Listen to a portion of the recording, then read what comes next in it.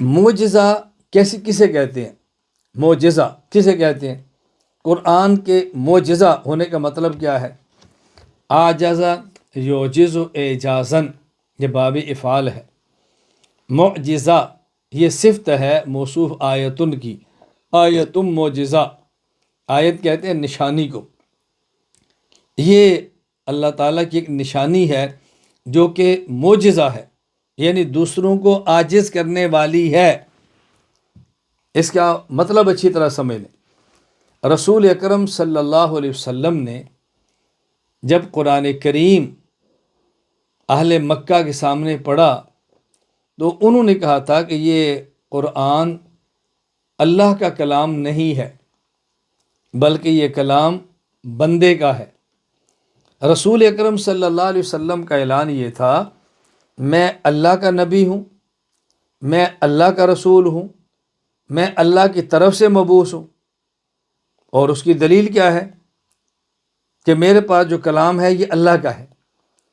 جب کوئی بھی شخص کسی کا سفیر اور قاصد بن کے جاتا ہے تو پیغام اسی کا لے کر جاتا ہے نا، کہ جو پیغام جو کسی نے سفیر بنا کر بھیجا ہو، قاصد بنا کے بھیجو، پیغام وہ دیتا ہے، وہی پیغام دیتا ہے۔ تو رسول اکرم صلی اللہ علیہ وسلم فرمایا، میں اللہ کا نبی ہوں، میں اللہ کا رسول ہوں، اور میرے نبی اللہ اور میرے رسول اللہ ہونے پہ دلیل دیکھو یہ قرآن کریم ہے جو کہ اللہ کا کلام ہے، یہ اللہ کا کلام ہے۔ اور اعلان نبوت کے بعد اس سے پہلے آپ نے کبھی کوئی کلام نہیں پڑھا، اس سے پہلے آپ نے کبھی کوئی کلام نہیں لکھا۔ میں اس وقت اس پر تفصیل سے بات نہیں کر رہا، میں اکثر ایک نقطہ سمجھانا چاہتا ہوں کہ قرآن کریم معجزہ ہے، اس کا مطلب کیا ہے۔ رسول اکرم صلی اللہ علیہ وسلم جب یہ اعلان فرما دیا تو مشرکین نے کہا نہیں، یہ تو قرآن اللہ کا کلام نہیں ہے، یہ تو بندے کا ہے۔ تو اللہ تعالیٰ نے ان کو چیلنج کیا دیا، اچھا اگر یہ کلام بندے کا ہے، اللہ کا نہیں ہے، تو تم ایسا کرو، اس قرآن جیسا قرآن لے آؤ۔ اور ہمارا چیلنج ہے، قُلْ لَئِنِ اجْتَمَعَتِ الْإِنسُ وَالْجِنُّ عَلَىٰ أَن يَأْتُوا بِمِثْلِ هَٰذَا الْقُرْآنِ لَا يَأْتُونَ بِمِثْلِهِ، تم سارے جن و انس مل کر بھی اس قرآن جیسا قرآن نہیں لا سکتے۔ چلو پھر چیلنج کو تھوڑا سا ہلکا کیا اور یہ فرمایا کہ قُلْ فَأْتُوا بِعَشْرِ سُوَرٍ، تم 10 صورتیں لے آؤ، 10 بھی نہیں لا سکے۔ پھر اور چیلنج کے اندر تخفیف کر دی، فاتو بصورت من مثلی، ایک صورت لے آؤ، ایک بھی نہیں لا سکے۔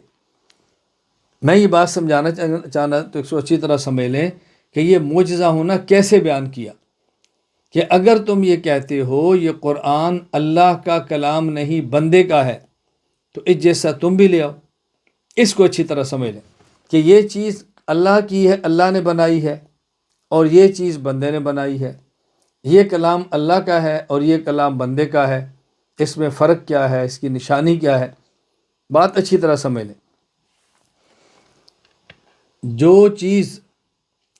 جس چیز جیسی بندہ بنا سکے، اس کا معنی کہ یہ چیز بھی بندے نے بنائی، اور جس جیسی چیز بندہ نہ بنا سکے، اس کا معنی کہ یہ چیز بھی بندے نہیں بنائی۔ یہ ضابطہ ہے، بات توجہ سمجھنا۔ ضابطہ کیا ہے؟ جس چیز جیسی کوئی بندہ بنا سکے، اس کا معنی کہ پہلی وہ بھی بندے نے بنائی، اور جس جیسی بندہ نہ بنا سکے، اس کا معنی کہ پہلی بھی بندے نے نہیں بنائی۔ میرا یہ سر ہے اور ایک میرے سر کے اوپر پگڑی ہے، جو میں نے پگڑی پہنی ہے، اس پگڑی جیسی ایک بندہ 1 کروڑ پگڑی بنا سکتا ہے، لیکن جس سر پہ میں نے پگڑی باندھی ہے، 1 کروڑ بندہ مل کر بھی اس جیسا ایک سر بھی نہیں بنا سکتا۔ تو اس پگڑی جیسی ایک بندہ 1 کروڑ پگڑی بنا سکتا ہے، اس کا معنی کہ یہ پگڑی بھی کسی بندے نے بنائی، اور جس سر پہ پگڑی بہنی ہے، 1 کروڑ بندہ مل کر بھی اس جیسا ایک سر نہیں بنا سکتا، اس کا معنی کہ یہ سر بھی کسی بندے نے نہیں بنایا۔ کتنی آسان سی بات ہے۔ تو اللہ تعالیٰ نے فرمایا کہ اگر یہ قرآن بندے کا ہے، اللہ کا نہیں ہے، اس جیسا تم لے آؤ۔ کیا مطلب؟ اگر اس جیسا تم قرآن لے آؤ گے تو اس کا معنی ہوگا یہ قرآن بھی بندے کا ہے، اور اگر اس جیسا تم نہ لا سکو تو پھر یقین کر لو کہ یہ بھی بندے کا نہیں۔ یوں اللہ تعالیٰ نے قرآن کریم کا اعجاز بیان فرمایا اور یوں چیلنج بیان فرمایا جو آج تک موجود ہے اور انشاءاللہ قیامت کی صبح تک موجود رہے گا۔